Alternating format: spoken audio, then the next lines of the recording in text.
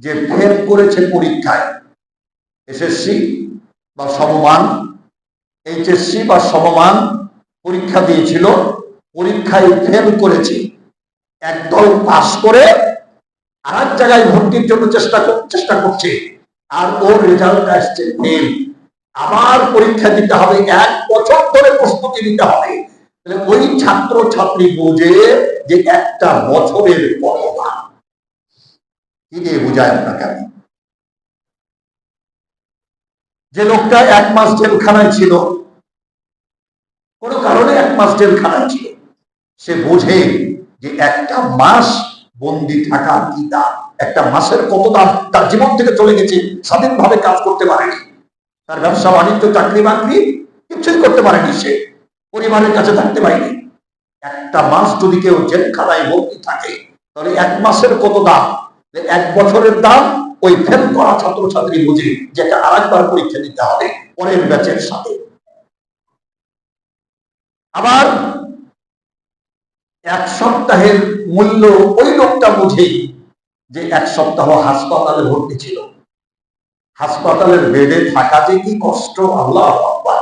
তারপরে অনেক অসুবিধা, এই ইনজেকশন, ওই ইনজেকশন, এই ওষুধ, সেই ওষুধ, মানে নানান রকমের কষ্ট। মানুষ অসুস্থ না হলে, বিপদে না পড়লে হাসপাতাল যায় না। হাসপাতালের বেডে যদি কোন রোগী 1 সপ্তাহ ধরে পড়ে থাকে, তাহলে একটা সপ্তাহের কত দাম এটা বুঝে। 7 দিনের বেলা 6 দিন থেকে ডাক্তার সাহেবকে হাতে পায়ে ধরি, স্যার একটু ছুটি দেওয়া যাবে না? বলে না, 7 দিনের ডোজটা কমপ্লিট করে যেতে হবে।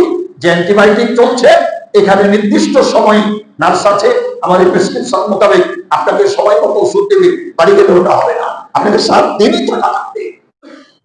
ওই রোগী বুঝে 7 দিন ধরে মেডিকেলে পড়েছিল। যে সম্মানিত মুসল্লিগণ, এমনি ভাবে আমরা 1 বছর বললাম, 1 মাস বললাম, 1 ঘন্টা সময়ের মূল্য কত ওই লোকটা বুঝে।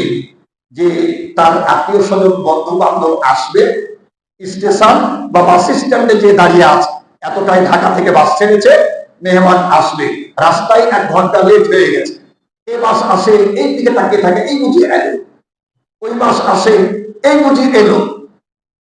আল্লাহর আরবিতে একটা আছে, আল ইন্তেজারু আসাদ্দু মিনাল মাউত, কারোর জন্য অপেক্ষা করা আসবে তাই এটা মৃত্যুর চাইতে কঠিন।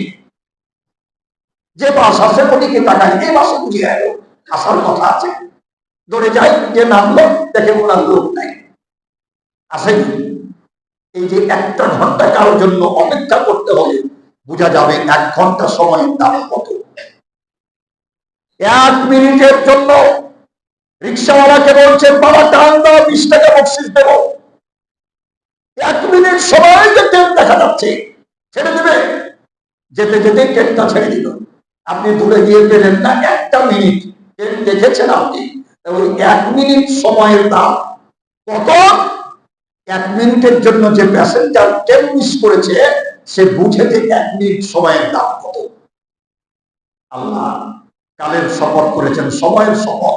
ধারাবাহিকভাবে আলোচনা শুনবেন, অত্যন্ত গুরুত্বপূর্ণ বিষয় নিয়ে আমরা আলোচনা আরম্ভ করছি। আজকের খুতবা এটা যতটুকু যাবে, পরবর্তী জুমা থেকে আবার শুরু হবে ওখান থেকে ইনশাআল্লাহ। এবার দেখুন, 1 সেকেন্ডের মূল্য, 1 সেকেন্ড, 1 সেকেন্ডের জন্য অ্যাক্সিডেন্ট থেকে আপনি বেঁচে গেছেন। 1 সেকেন্ড, 1 সেকেন্ড। তাহলে ওই লোকটা বুঝে, ওই নারী পুরুষ বুঝে, এই আল্লাহু আকবার, 1টা সেকেন্ডের জন্য বেঁচে গেলাম, নতুন জন্ম পেলাম, আল্লাহ আমাকে পুনর্জন্ম দিয়ে দিয়েছে মনে হচ্ছে। আমি তো মরে গেছিলাম, 1 সেকেন্ড আমার গাড়িটা বের হয়েছে, পরেরটা এসে বেঁধে গেছে। সম্মানিত উপস্থিতি, সময়ের মূল্য কত বেশি, এটা 1 বছর থেকে 1 সেকেন্ড পর্যন্ত একটা তালিকা, মোটামুটি একটা দৃষ্টান্ত আপনাদেরকে দিলাম।